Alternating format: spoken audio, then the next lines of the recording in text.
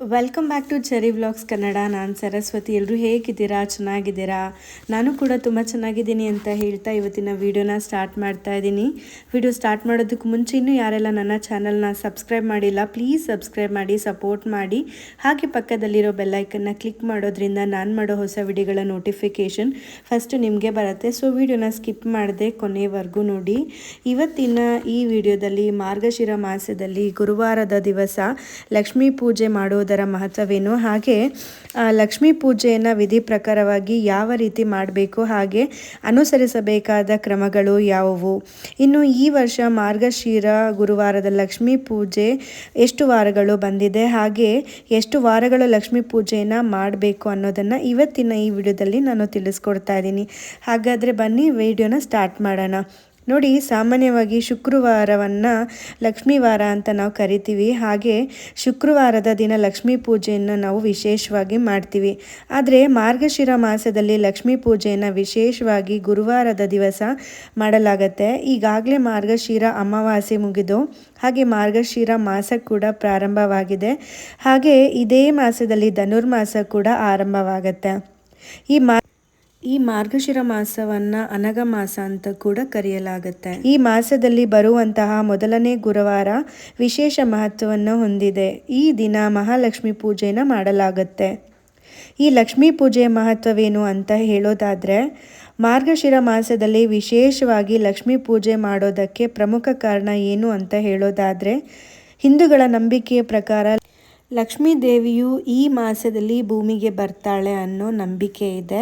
ಪೌರಾಣಿಕ ನಂಬಿಕೆಯ ಪ್ರಕಾರ ಈ ತಿಂಗಳಿನಲ್ಲಿ, ಅಂದರೆ ಈ ತಿಂಗಳ ಗುರುವಾರದಂದು ಯಾವ ವ್ಯಕ್ತಿ ತಮ್ಮ ಮನೆಯನ್ನು ಸ್ವಚ್ಛ ಮಾಡಿ ಅಲಂಕಾರ ಮಾಡೋದರ ಜೊತೆಗೆ ಶುದ್ಧತೆಯನ್ನು ಕಾಪಾಡಿಕೊಳ್ತಾರೋ, ಹಾಗೆ ಸಂತೋಷ ಮತ್ತು ಸಾತ್ವಿಕತೆಯನ್ನು ಕಾಪಾಡಿಕೊಳ್ತಾರೋ ಅವರ ಮನೆಗೆ ಲಕ್ಷ್ಮೀ ದೇವಿಯು ಆಗಮನವಾಗುತ್ತಾಳೆ ಅಂತ ಹೇಳಲಾಗುತ್ತೆ. ಇನ್ನು ಈ ಮಾರ್ಗಶಿರ ಮಾಸದಲ್ಲಿ ಲಕ್ಷ್ಮೀ ದೇವಿಯನ್ನು ಮಾತ್ರ ಪೂಜೆ ಮಾಡದೆ ಲಕ್ಷ್ಮೀ ದೇವಿಯ ಪತಿಯಾದಂತಹ ವಿಷ್ಣುವನ್ನು ಕೂಡ ನಾವು ಆರಾಧನೆ ಮಾಡಿದ್ರೆ ಮಾತ್ರನೇ ಸಂಪೂರ್ಣ ಫಲವನ್ನು ಪಡೆಯೋದಕ್ಕೆ ಸಾಧ್ಯವಾಗುತ್ತೆ. ಹಾಗಾಗಿ ಲಕ್ಷ್ಮೀ ದೇವಿಯ ಜೊತೆ ವಿಷ್ಣುವಿನ ಪೂಜೆಗೂ ಕೂಡ ಅಷ್ಟೇ ಮಹತ್ವವನ್ನು ಈ ಮಾಸದಲ್ಲಿ ಕೊಟ್ಟಿದ್ದಾರೆ. ಇನ್ನು ಈ ಮಾಸದಲ್ಲಿ 4 ಗುರುವಾರಗಳು ಬರುತ್ತದೆ. ಹಾಗಾಗಿ ಪ್ರತಿ ಗುರುವಾರವೂ ಕೂಡ ಲಕ್ಷ್ಮೀ ಪೂಜೆಯನ್ನು ಮಾಡೋದು ತುಂಬಾ ಮುಖ್ಯವಾದಂಥದ್ದು. ಕೆಲವೊಂದು ನಂಬಿಕೆಯ ಪ್ರಕಾರ ಬುಧವಾರದ ಸಾಯಂಕಾಲದಿಂದನೇ ಲಕ್ಷ್ಮೀ ಪೂಜೆ ಆರಂಭವಾಗುತ್ತದೆ ಅಂತ ಹೇಳಲಾಗುತ್ತದೆ. ಹಾಗಾಗಿ ಬುಧವಾರದ ಸಂಜೆಯೇ ನೀವು ಮನೆಯನ್ನು ಮತ್ತು ಅಂಗಳವನ್ನು ತೊಳೆದು ರಂಗೋಲಿಯನ್ನು ಹಾಕಬೇಕಾಗತ್ತೆ. ಅಲಂಕಾರಗಳನ್ನು ಕೂಡ ನೀವು ಮಾಡ್ಕೋಬೇಕಾಗತ್ತೆ. ಹಾಗೆ ಮನೆಯನ್ನು ಅಲಂಕರಿಸೋ ಮುಖಾಂತರ ದೇವಿಯನ್ನು ನಾವು ಸ್ವಾಗತ ಮಾಡಬೇಕಾಗತ್ತೆ. ಹಾಗೆ ಈ ಸಮಯದಲ್ಲಿ ನಾವು ಲಕ್ಷ್ಮೀ ದೇವಿಯನ್ನು ಎಲ್ಲಿ ಪ್ರತಿಷ್ಠಾಪನೆ ಮಾಡ್ತೀವಿ ಆ ಜಾಗದಲ್ಲಿ ನಾವು ಲಕ್ಷ್ಮಿಯ ಹೆಜ್ಜೆಯ ಗುರುತನ್ನು ಕೂಡ ಹಾಕಬೇಕಾಗತ್ತೆ.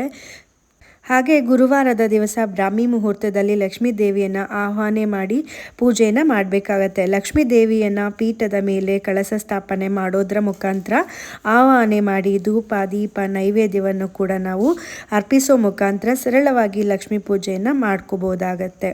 ಇನ್ನು ಈ ಮಾಸದಲ್ಲಿ ವಿಶೇಷವಾಗಿ ಅನ್ನದಾನ ಮಾಡೋದ್ರಿಂದ ಕೂಡ ವಿಶೇಷ ಫಲಗಳನ್ನು ಕೂಡ ನಾವು ಪಡ್ಕೋಬೋದು. ಮಹಾಲಕ್ಷ್ಮಿ ಕೃಪೆಗೆ ಕೂಡ ನಾವು ಪಾತ್ರರಾಗ್ಬೋದು.